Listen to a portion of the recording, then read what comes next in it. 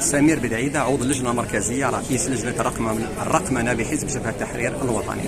لو تحكي لنا أستاذ أكثر عن عملية تنفيذ هذه المنصة، تسجيل هذه المنصة. بعد نجاح المؤتمر 11 للحزب، ارتأت القيادة السياسية وعلى رأسها الأخ الأمين العام مواكبة التكنولوجيا الحديثة في العمل السياسي، وارتأت تشكيل لجنة للتحول الرقمي، وبدأنا بالعمل.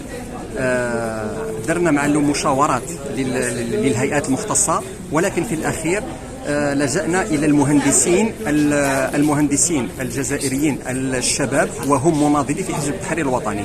وبعد 6 أشهر من العمل الدؤوب الحمد لله اليوم وصلنا إلى نجاح العملية هذه.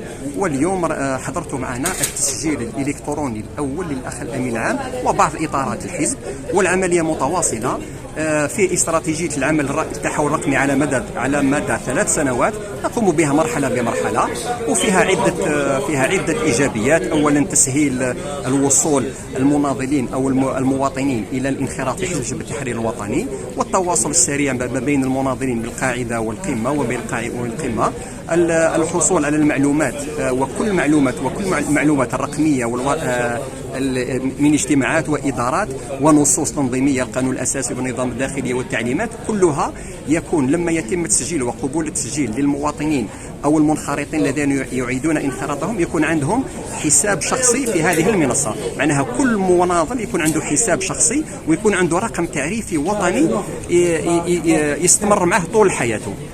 الأهداف من هذه البوابة الرقمية؟ أهداف البوابة الرقمية كما قلت لك هي تسهيل عملية الانخراط، تسهيل أو كيفاش نقولوا تخفيف إجراءات الانخراط، الوصول إلى المعلومة بأكثر دقة، وتخزين المعلومات. وكمرحلة أخيرة أيضا راح تكون عندها بطاقة إلكترونية لكل مناضل، وسيتم أرشفة كل العمل، كل المستندات التي يتوفر عليه الحزب على الهيئات القاعدية، قسمات، محافظات أو المستوى المركزي، سيتم أرشفتها ووضعها في المنصة الإلكترونية، ويتم الوصول إليها لكل منخرط عضو في جبهة التحرير الوطني.